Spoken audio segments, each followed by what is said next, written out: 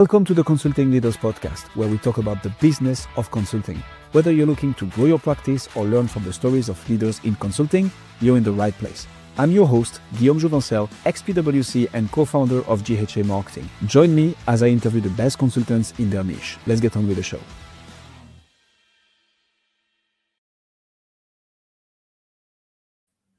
Lee, welcome to Consulting Leaders. Thank you, sir. It's good to be here. Let's do this. So, what pulled you? I already know a bit of the story, which is why I'm excited to have you on today. What put you into the fantastic yet stressful world of contracting and business ownership and eventually led you to coach other people in that space?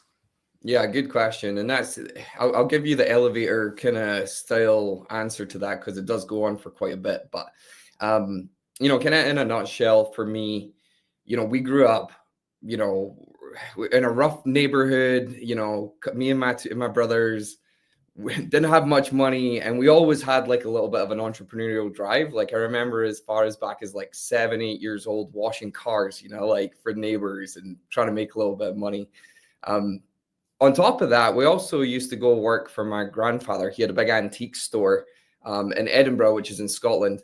And we would go there on the weekends, and he would, throw stuff out. And he'd say, "You can sell whatever you want. Whatever you sell, you get to keep." And we'd be standing out there in the freezing cold, trying to sell, just random stuff that he picked up along the way in these auctions and stuff. So it was good. We were always selling, but I typically say my entrepreneur journey started when I was around 6-7 years old, and it just kind of never stopped from there. So that's kind of what got me into business ownership in the beginning. And I actually got into construction in my early teens. I was a contract floor layer. I took an apprenticeship.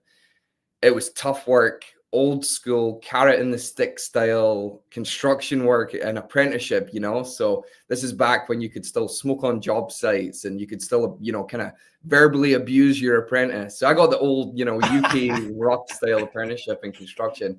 And I think if anything, that job told me what I didn't want to be. I said, I don't want to be carrying bags of concrete upstairs. I don't want to be, running all over job sites, doing the nasty, dirty work. And kind of looking back on it now, that was a good thing because the 2008 recession came and it totally flatlined, right? You're in Europe as well, so we had a lot of layoffs in the construction field, and that's where I actually branched out and got into hospitality. And I used to work for a major hospitality chain. And kind of where this started is I said, well, this isn't what I want to be doing, but this is what I have to do. And if I'm going to be here, let me show up 110%. Let me try and learn something while I'm here. I wasn't just pouring beers for customers on the other side of the bar. I wasn't just serving dishes to tables. I was looking for opportunities to expand what I knew, and I almost came borderline annoying to my managers. I would follow them around. What are you doing? Like, oh, we're going to go and do a kitchen cleanliness check. I'm like, can I come? Can I come with you? Can I come and see it? And they'd be like, sure. And then, I would follow them everywhere, trying to do what they were doing. And after a while, like that started to work out because I was getting promotions. I was becoming team leaders. I was acquiring knowledge before I was essentially being paid for it.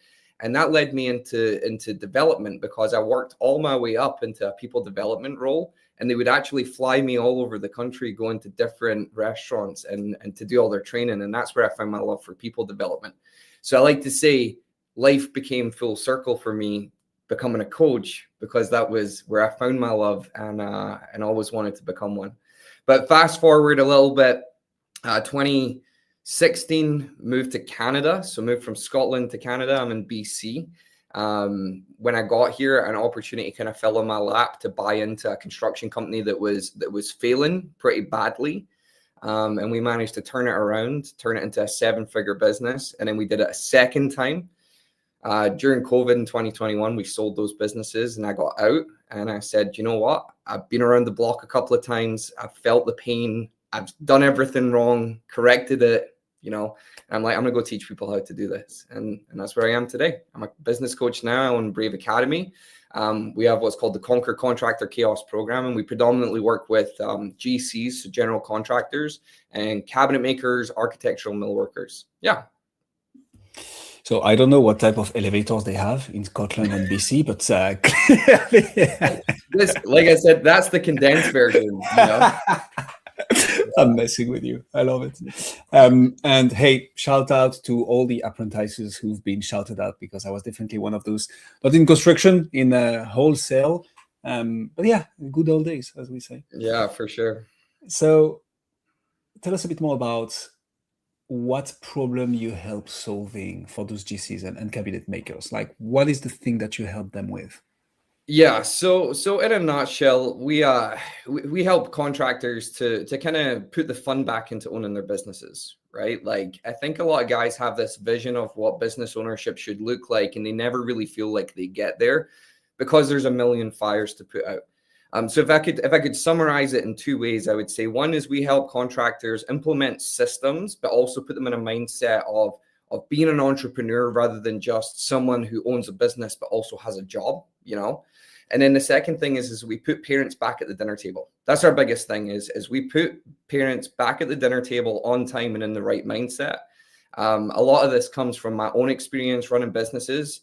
Yeah, we had a really good business, but it was at the expense of health, relationships, you know, divorces, you know, all of that stuff was very, very there, even though on paper the business was doing okay, you know, like, yeah, great business owner, but your entire life is a train wreck.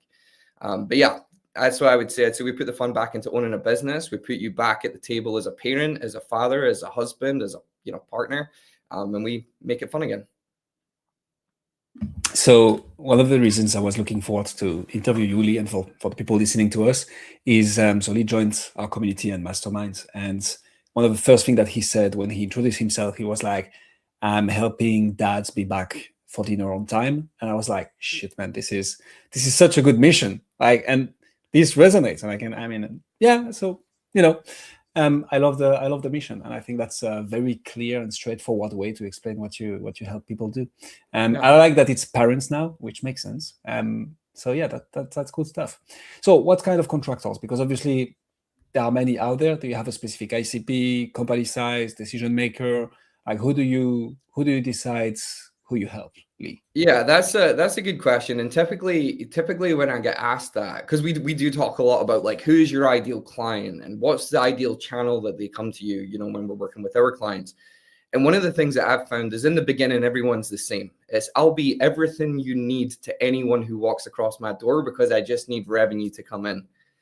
And we started out roughly the same. You know, when we first started coaching, we were working more with home service businesses, you know, small average job size, usually one guy, maybe had a couple of crew members, but typically really small. And what we found is our coaching was really over engineering things for a business with that scope of work. And so we switched gears and we started working with more renovation contractors and general contractors. Because they've got more of a complex business with a lot more moving parts, right? Like we look at a general contractor as the maestro of the orchestra. He can't play violin at the same time. And I think a lot of guys try and do that. But for us now, one of the things that we realized is our ideal client isn't someone with with a certain revenue or a certain trade or industry. Ours is all about mindset. It's someone who's felt the pain in the past themselves and they've said, hey, I can't move forward, you know, on my own. I need to get help. And I think there's many, many contractors out there who are very skeptical of the business coaching world. You know, I can do this. I've made it this far on my own. I'm good. Our ICP is really someone who walks in saying, hey, I tried to do it and I did everything wrong. And I know the physical, mental, emotional, and financial pain of making those mistakes. Now I'm ready to say, maybe I'm not the solution to my own problem. You know, so yeah, ours is mindset. Self-actualization is typically the term that I use, is people who have reached that point where they've said, you know, I need to go outside of myself for the solution for this. But yeah, that's our ideal client. And you know, knock on wood, we actually, you know, we don't have churn in our business. We have probably, you know, 3+ years retention on any client typically stays with us. And 9 times out of 10, if they're stepping out of the program, it's because I'm telling them, hey, you should just settle on what you've already learned, what you're already doing, systems you've already built, and we'll give you a call when you should come back when we see these results. So we don't really have churn. It's kind of cool. Yeah. You're firing your clients when they've gotten too much out of you. And Yeah. this is an insane stat. First of all, I want to double down on two things. First one is, I mean, I get it. When you start out, you take anybody with a Pulse and a credit card, and Pulse is optional. So I get it. That makes sense. I usually tackle retention a little bit later on in those interviews, but 3 years is insane. 9 times out of 10, if you stop with the clients because you prompt them to step down or slow down, how do you do that? How do you build a practice and a coaching practice B2B, right? In a niche where I suspect they look at the last cent and dollar at the end of the month as well. So how do you do that? How do you achieve such a retention? Well, it comes down to the plan that we have, right? Like business is very simple when you can see the exact flow and steps on paper. And we have a 21 step systems implementation guide that we go through, which is, and I don't want it to come across that we're a one size fits all business, because there is still the emotional and the kind of environmental aspect of it, but when it comes down to it, is when you've implemented the systems to get you to say 10 million. I've never ran a business that's over 10 million before. I've had a couple of businesses that were getting close to, but after that point, I've kind of taught you everything that I can teach you. And I typically find that people try and stay not for the lessons after that point. They try and stay because they like the accountability and the ideas partner and someone holding them as accountable to be the entrepreneur in their business. But that's got a lifeline. It's got a lifetime on it, where I'll say, hey, listen, like, you need a coach that's bigger than me that can teach you more advanced, techniques or mindset stuff. And I'm at a point where I don't want to be the bottleneck.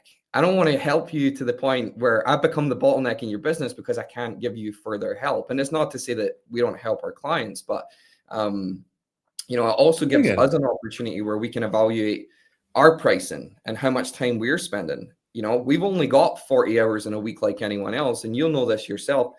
7 hours of back-to-back Zoom calls isn't fun.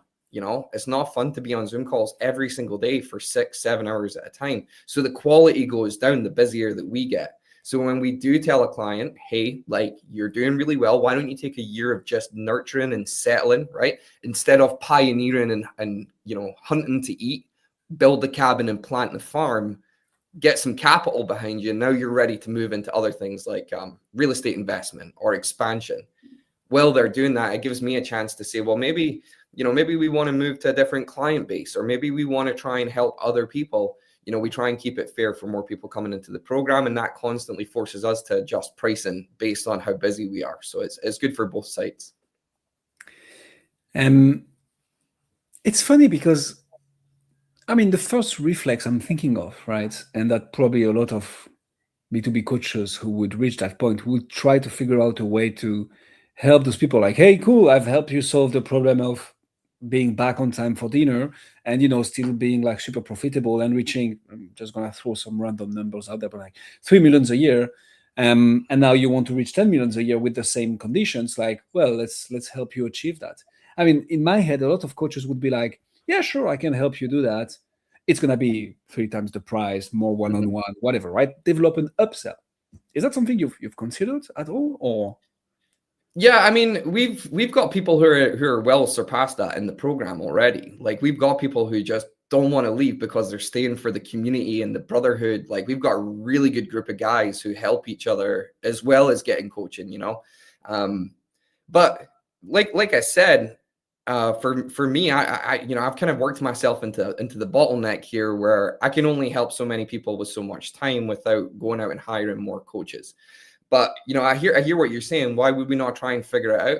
Well, to be honest, like, our program works for a certain kind of person at a certain kind of stage, and that's a big range. If anything, we should be niching that down and saying, here's the step off point that's even smaller, or even before that, right? If we were being true to ourselves about who our ideal client profile is, and we really wanted to target someone, we wouldn't have as big a range, kind of revenue anyway. But it's really cool to see someone come in at $4 or $5 million they've gotten there just by, luck and some stubbornness. and they've never been profitable. They might come in and only need to fix that part. Maybe they've got the team, maybe they've got the clients in the market and figured out. Maybe they just need the mindset shift and become profitable. You know, every client is unique and different. This is why I said those one solution fits all kind of problems for clients, or those programs for clients. You know, everybody's not the same. Everybody has different levels of tolerances, especially in the way that they learn. I've done a lot of research into, you know, how to transfer knowledge from one person to another, given their mindset or what kind of client like profile they are mentally. Some people don't like coaches. Everybody learns differently, you know. So it's really about finding that client that learns the way that we want, that we can teach, but also so it's going to stick. Because we do find a lot of, they come for the training and they think that's progress. Just showing up to do the training or showing up to do the coaching is progress. But then they go back to their business and they don't do anything. Well, was it worth paying us the money to go and do that? No, it wasn't. You know, so we're really conscious of that, and we try and take things slow and strategic. It's not just about scale for us. You know, a little bit about me as well. Like we've got multiple streams of revenue. It's not just the coaching, but we're not in a position where we need to just try and make as much money as possible. We want to start with the relationship first, make it fit the client. Second part to this, and I don't mean to drag this out on you, but you know, I don't typically look at myself as a coach either, right? You know, and if I'm being honest, I'm going to, you know, cause some upset on your podcast here. It kind of gives me the ick to call myself a business coach, right? Because when I was a contractor, I was constantly getting hounded by business coaches. Hey, we can help. We can do all these things. So now I'm like, I'm not really a coach. I'm a contractor who's been there and done it and felt the pain and lost a lot of money. So now I'm more in that consultant space. I'm like 70% consultant, 30% coaching. So it's not about, hey, how do you feel about this? Or what do you think? It's, hey, here's the things that, and I can see why you think that's the right answer or the right system to solve this problem. But I've been there and I've done it. Here's the numbers behind what I lost or the pain that I felt. Just do this because I know it works, right? So it's more, you know, we'll give you the answers, but yeah, there is a little bit of kind of bouncing things back and forth. But for the most part, it's not coaching, it's consulting with a little bit of coaching flair on it. So I love this, and I think it would deserve a whole episode on its own. Something that I wasn't even aware we were going to get into with this podcast, where we kind of repivoted it and focused really on the business of consulting and B2B coaching. But it's how, even as coaches who get crazy results, sometimes they feel, I'm not saying this is your case, Lee, but I think there will be people for whom that they can relate to that. They feel a bit of this imposter syndrome of like, they don't want to, it's not only that they don't think they have the skill to help necessarily, but they wouldn't price what they should be pricing, or they don't like to call themselves what their function literally is. I think it's so interesting because for me, I mean, I've made a decision about a year and a half ago, together with Hussam, my co-founder, a lovely Scottish lad, by the way, to never purchase anything from anyone who, like, ideally have already been down the path that we are on and has achieved the results that we want. So for me, I think there is nothing wrong with a coach for, insert here the name of the profession that you like. But like, if you've been there before, that makes you, for me, that makes you even more legit to actually come and coach me now. Like, you've literally been where I am and you've literally achieved what I'm trying to achieve. So that's number one. And number two is, number one, it's the ideal scenario. Number two is, have you helped other people like me achieve the outcome that I want? Yes. I mean, I think everybody gets hammered nowadays, regardless of your profession, your industry, your niche, your size, whatsoever. You're going to be hammered by people telling you they can help, obviously. And that's part of marketing, right? Like, outreach, fine. It's just very hard to make the distinction between the noise and the thing that is actually helpful, which is why we live in a trust recession world, which is why we're doing this podcast, to try and establish a bit more of that trust. I think at the end of the day, people will hire a coach only if they reach a point where they are coachable. But in which case, it's important to show them what's a good coach and what's out there and what's beautiful and what's like not going to burn them, but actually help them if they are in the right mindset. It's a bit of a long-winded answer here, but I think it's such an important one for the coaches, but also the people who are considering getting external help. Yes, there is a lot of crap out there. And you know what? You're probably going to get burned. I've personally invested since I started this biz about actually I did the math recently, $109,000. And sometimes you make investments that hurt, like whole month of paycheck. And half of that I would say has been lost, but the other half has allowed me to 10x that investment. So it's tough for the providers and the ones potentially purchasing and buying in this, but I think it's important that we defend that position, Lee. So Yeah, for sure. And no, being a coach now and seeing my clients, especially the younger guys who, they've went from a point where they're doing 200-300 grand a year, but they weren't profitable and they're never seeing the paycheck and they're having to go home to their families and saying, hey, we've got this business where I'm gone for 10 to 12 hours a day and I come home and I still can't afford that new bike for Christmas for you. Seeing that guy go from 300K and not profitable to close to 7 figures and making more money than he's ever made in his life is way better than watching a guy who's doing 10, 15, 20 million add another million to his docket. So, coming back to what you asked me before is like, I want to have fun too doing this. And there's nothing better than seeing that. That's what fills me up. That's what gets me fired up, is seeing those guys crush that first big milestone and say, hey, do you know what? Maybe I can do this. So yeah, I mean, I never had a coach as a contractor, and I always thought it's just someone just trying to take my money. And it's not until now that I am a coach, I'm like, no, like this could have worked for me. And had I known what I know now, I probably would have fixed the business in 6 months rather than 4 years or 5 years, So again, I don't want to be like, we have all the answers to every problem, but, I really wish that I'd given a coach a chance when I was a contractor, because I would have cut my learning curve in half. I was always under the impression that I'll learn a better lesson from falling and hitting concrete myself and saying, hey, that really hurt, I'm not going to do that again, than it is to listen to someone else's advice and say, hey, they've been there before as well, right? They say a smart man learns from his mistakes. A wise man learns from others' mistakes. And it takes a certain person to get to that point where they're open enough to say, do you know what? I'm gonna listen to someone else who's done this and been here before. But yeah. I mean, I love the rabbit hole we are going down here. So the thing that reinforces what I think about you, Lee, and it's very positive, just for the sake of clarity, is that the way you describe that pain of your avatar shows me that you've been there, done that. And I think when you're able to, regardless of the profession here, but especially as a coach, since you're helping on that, when you're coach or the thing that is after the coach, when you can describe the pain of that I have, or that the avatar has, better than they would, like, hey, I know what it is to walk like 7 days 7 and twice on weekends, and still not being able to buy that bike for your kids at Christmas. Like, fuck me. Sorry, that's my show. We're gonna be a bit cursing here, but like, that's so powerful. And like, yeah, I need help. I think at the end of the day, that's the thing. When you're gonna start, you're gonna be like, yeah, I'm gonna make the mistakes, I'm gonna learn from it.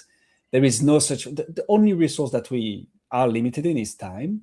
And if you can buy other people's time, aka mistakes, I think when you make that mindset shift, regardless of where you are, this is where you move mountains, because you're like, cool, I know that this will cost money, this will hurt, but if I can accelerate, like if I can pull by the horn my future self in 5 years and like make all the mistakes or learn from someone who's made all the mistakes of these 5 years and put it now in the next 6 months, you're gonna move mountains. Yeah. It's an investment. Your time is always an investment. It's not just the money, but how can you use that time wisely? And the kind of idea is, for our coaching anyway, is that we need to get you out of technician mode, get you stop swinging the hammer, so that you can start to leverage your time. The analogy I typically use is Jeff Bezos isn't worried about when he's going to sell his next Amazon package, or Elon Musk isn't worried about selling his next Tesla. He's saying, how do I sell, 500,000 of these next year, or whatever, right? Like they're going, or I mean, in Jeff Bezos' case, it's how to send Katy Perry to space for some reason, I don't know, but like, your job as the entrepreneur is to leverage your time. That's the skill set. You leverage your time, you turn it into more. You leverage your relationships, you turn them into more. You leverage your money, you turn it into more. Like, even here's an example, like when you do get a contractor who's making a bunch of money, they're like, great, I've got net profit now. Why are you not now taking that money, putting it in some high interest savings account and making another 4% on it, right? Like leverage, compound. That's your role as an entrepreneur. And nobody realizes that that's what you get when you get away from the tools and you get away from the day-to-day of your business. But that becomes your job. Super cool. But yeah, it's an investment for sure, and definitely one that's worth it. Amen to that. Yes, sir. Tell me a bit more about how you, so I think that's retention. We nailed that. Back to the marketing and messaging. I think that's pretty clear. Tell me a bit more about how you do sales, Lee. How do you move people from, okay, I understand that there is like a problem here. I'm becoming solution aware because there is you, Lee, and potentially other providers out there. How do you move that initial awareness to a conversation, a letter of engagement, a contract? We rock and roll and we help you for the next 3 years, and we kick you out at some point because you got too much results from us. Good.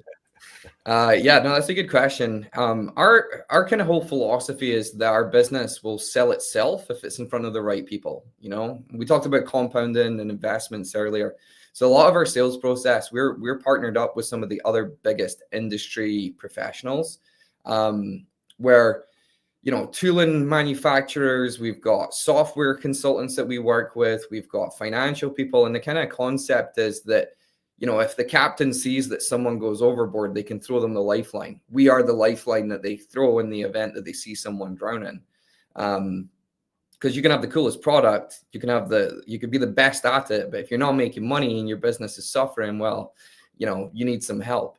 So we try and leverage relationships as much as we can in a way where it works on both sides. You know, if I get a referral from, let's say, a software consultant, and I can help that client grow, you know, 100% year over year, well, they're buying more software from that provider again, right? So a lot of our leads that come to us are either word of mouth, referral, like direct from people who are upstream from us in the process. And then when they come in, we have kind of like a no-brainer. It's like you join the program. We give away, and I used to charge $5,000 for this like 6-week boot camp course. And I said, you know what? I'm just going to give it away for free. The reason was because I was having so many guys come on, and then I had to teach them the basics. And it took so long just to give them the basics to a point where they would actually see big results, you know? So I said, I'm going to take that boot camp. I'm going to give it away for free. You come into that program. There's no paywall. There's no cost or anything like that. Do the modules, work through it. And at the end, they go, oh, if that's what they're giving away for free, I wonder what they're charging for. So we have a 3+ month kind of nurturing time. But the cool thing about it is it's self-vetting. It's not easy to just get into the program and implement these things. Those 6 weeks is like, if you don't check the boxes for 6 weeks, you're a little bit profitable, you have a good team, you're starting to buy some time back. If you don't have those, then there's no point in jumping into coaching with us, because you won't have the time or mindset to be able to really utilize the program. So, you know, we make the barrier to entry very, very low, but the barrier to get to that next level of one-on-one coaching extremely difficult, you know. So clients vet themselves out. You know, we're not a silver bullet. Coaching, this program is hard, but you need to have the basics down. And when, you know, like that typically leads to, hey, we've displayed some value, we've displayed some trust, we've displayed, you know, some really early wins that we've given you for free. You know, a lot of guys go, hey, do you know what? I want what's next. What's the next level of this? You know? Yeah. I recognize an aficionado of Alex Hormozy when I see one. And Lee, this was absolutely awesome. So I'm going to throw a little bit of a curveball at you. I don't know if you've played cricket when you were back in Scotland, or baseball now in Canada. I've watched cricket a few times. Yeah, but so you see what I mean. What's your number one challenge? What's the one that's you're trying to crack, and that, you know, once you crack, you're gonna take the whole beast to the next level? If that's even the goal, right? But like, what's that one challenge?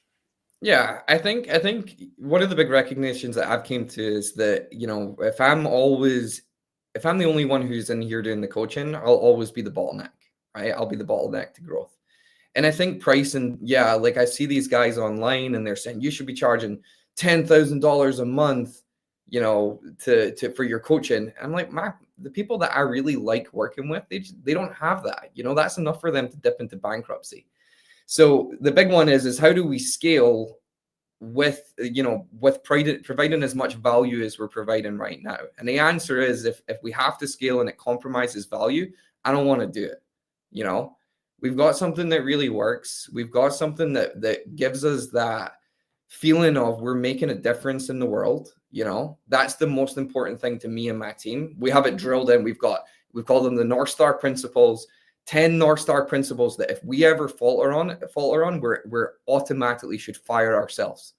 You know, and the first one is like, how does family first, not only for us, but also for our team, our team and our clients, how does that drive every decision that we make? If it doesn't put someone back at the dinner table, if it makes somebody miss a kid's dance recital, if it means they have to skip on a vacation or have a, you know, rough conversation with their wife, that's what really like, that's like a non-negotiable for us. So we know who we help. We don't want to scale if we're not still providing that same level of value. But like we said, I think the big challenge for me right now is how do we help more people, not get more revenue, if that makes sense. The answer is that we've got we're starting to build this system where the only people who get to coach with us or on our team are people who have been coached by us through the program. And we've got 2 other clients right now that are at that point where they love what we're doing. They've built good businesses. They've bought a bunch of their time back. They've got their families back. And we're saying, hey, why don't you join the team with us and start coaching? So it's super cool to kind of have this like kind of whole circle funnel happening. What I love is, I mean, I'm gonna say it. What I love is that's the gym launch playbook, which, in my opinion, is a very very good playbook. If you don't know what I'm talking about, just Google gym launch and you won't be disappointed, especially if you're a coach. Lee, this was an absolute masterclass. So thank you so much for coming on the show. If people want to find out more about you, see what you do, take advantage of that $5,000 that is now a freebie, where should they go? Yeah, so you can find us on our website. It's conquercontractorchaos.com is our website. We're also on School. So the School platform, you mentioned Alex Hermosi, right? Sam Evans, really good platform. That's where our free and our paid program is on School. We've got a program that's completely free, no paywalls. You just go into School, type in Conquer Contractor Chaos free. You'll find our free School group. You can jump in, have a look at the modules, and then when you're ready to have a conversation, we'll be there waiting for you when you're ready to have that conversation. Yeah. We'll put all the links in the description. Lee, thank you so much for coming on Consulting Leaders. Thank you, sir. It's been a pleasure. Thanks for joining us on this episode of the Consulting Leaders Podcast. We hope you learned valuable lessons on how to grow your practice and take your business to the next level. Make sure to subscribe and leave us a review wherever you're listening to this show so you never miss an episode. To apply and be a guest on the show, click the link in the description. See you next time. How